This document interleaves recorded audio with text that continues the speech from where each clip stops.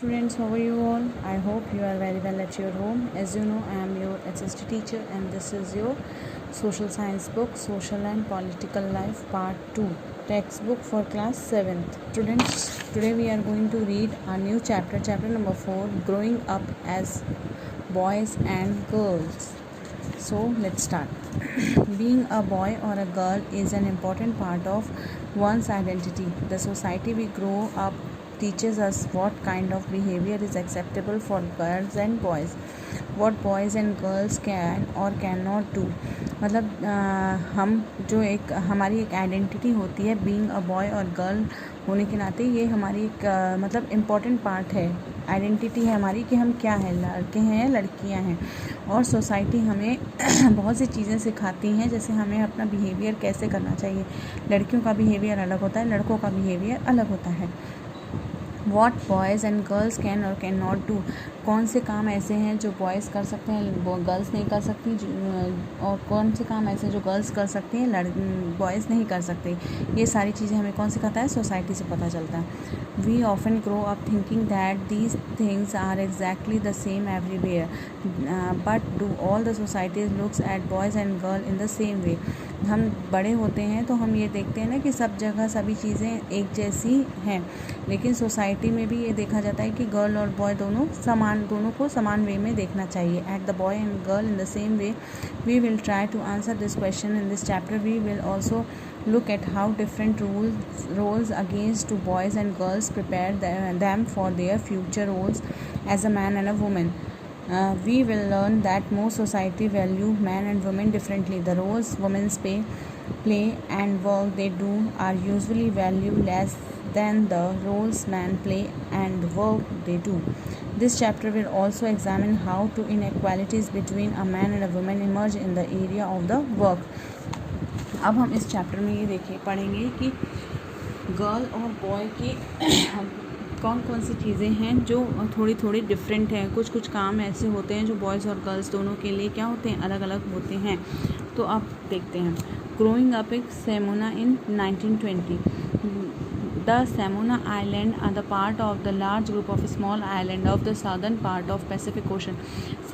Samona Island जो है वो सदर्न पार्ट है, पैसिफिक ओशन के एक पार्ट में पड़ता है एक island. In 1920 according to the research reports on Samona society, 1920 की रिपोर्ट के अनुसार सैमोना सोसाइटी में children did not go to school, वहाँ पर बच्चे स्कूल नहीं जाते थे। They learn many things such as how to take care of children, do household work from older children and from the adult. वहाँ पर बच्चे स्कूल नहीं जाते थे, लेकिन वो बहुत सारी चीज़ें सीखते थे स्कूल न जाने पर भी, कि किस तरह से हमें घर के काम करने चाहिए, किस तरह से छोटे बच्चों को हमें संभालना चाहिए, है ना, इस टाइप के।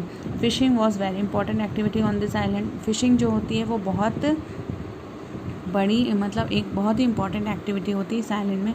Young people there for learn the undertake long fishing expenditure, but they learn these things to different point in their childhood. जो यंग पीपल है वहाँ पर वो अंडरटेक करते हैं किसको, फिशिंग, मतलब वहाँ का जो फिशिंग का काम है उसको वो अपने अंडरटेकिंग में रखते हैं। और वो ये काम कब से सीखते हैं, जब वो छोटे से चाइल्डहुड से सीखने लगते हैं ये काम।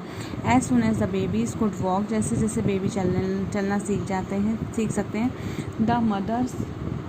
द मदर्स और other adult no longer look after them, तो जो मदर्स होती हैं और जो बड़े होते हैं वो ज़्यादा उन बच्चों पर ध्यान नहीं देते। Older children often as young as 5 years old, जो बड़े बच्चे हो जाते हैं वो अपने छोटे भाई बहनों का ध्यान रखते हैं, उनकी रिस्पॉन्सिबिलिटी निभाते हैं। Both boys and girls look after the younger siblings, चाहे वो लड़का हो या लड़की हो, वो अपने छोटे सिबलिंग्स, छोटे भाई बहनों का ध्यान रखते हैं। But by the time a boy was about 9 years old, but उस टाइम एक लड़का था जो 9 साल का था। He join the older boys in the learning outdoor jobs like a fishing and planting coconuts, जिसने कि क्या सीखा था, आउटडोर जॉब्स करना सीख लिया था, जैसे फिशिंग करना, प्लांटिंग कोकोनट्स के ट्रीज को प्लांट्स करना।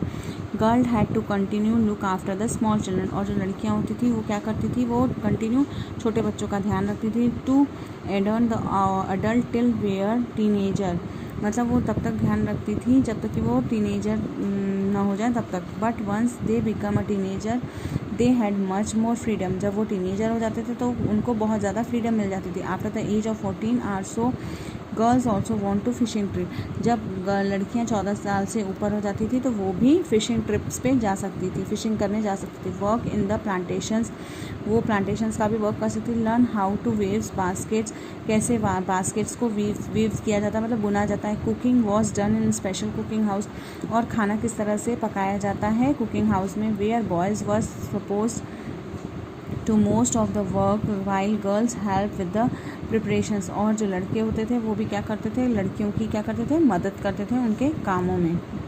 Growing up male in Madhya Pradesh in 1960 s, the following is adapted from account of experience being a small town in Madhya Pradesh in 1960। Madhya Pradesh में एक छोटा सा टाउन है 1960 में, ये उस टाइम की बात है। From class 6 onwards the boys and girl went to separate school, मतलब वहाँ पर क्लास 6 से क्या हो जाता था, बॉयज़ और गर्ल्स के लिए एक सेपरेट स्कूल्स हो जाते थे। The girls school was design very differently from the boys school, और जो लड़कियों का स्कूल होता था वो लड़कों के स्कूल से बहुत ही अलग तरीके से बनाया गया होता था। They had a central courtyard where they played in a total selections, मतलब उनके स्कूल में एक कोर्टयार्ड बनाया जाता था जहाँ पर वो मतलब अपना खेल खेल सकते थे, जो कि बाहर से ज़्यादा सेफ्टी बरतता था। Okay, the boys school had no such a courtyard और a playground was just a big space attach to school, और लड़कों के स्कूल में कोई कोर्टयार्ड भी नहीं था और कोई प्ले ग्राउंड भी नहीं था, लेकिन एक बड़ा सा अटैच्ड मतलब स्पेस था।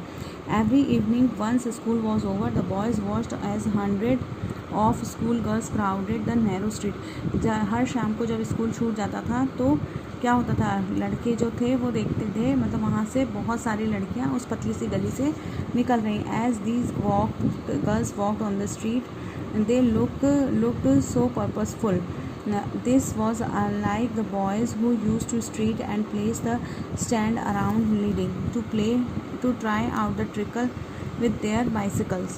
For the girls, the street was simply a place to get straight home. The girls always went to in groups, perhaps because they also carried fear being teased or attacked. अब जब school से निकलते थे लड़कियां तो वो क्या हमेशा ग्रुप्स में निकलती थी, क्योंकि उनको ये डर लगा रहता था कि लड़के कहीं उनको परेशान ना करें, उनको टीज़ ना करें, उन पर अटैक ना करें, इसलिए वो हमेशा क्या करती थी, अपने ग्रुप्स में जाती थी, क्योंकि बॉयज़ जो थे वो उस पतली सी स्ट्रीट में अपनी बाइसिकल से निकलते थे।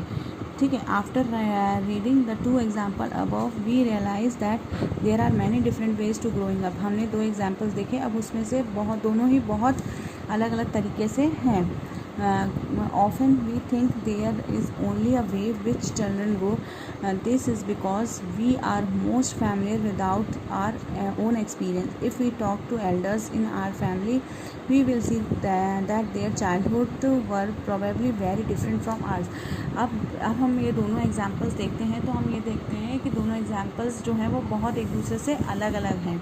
और अगर हम अभी अपने फैमिली मेम्बर्स से बात करें कि उनके चाइल्डहुड में कैसा माहौल था या अभी कैसा माहौल है, तो हम पाएंगे कि उनके चाइल्डहुड में मतलब बहुत ज़्यादा हमारे चाइल्डहुड से बहुत ज़्यादा डिफरेंट होता था, डिफरेंट माहौल होता था। ठीक है, दोनों के अभी के टाइम और पहले के टाइम में बहुत सी चीज़ें जो थी वो बहुत अलग अलग हुआ करती थी।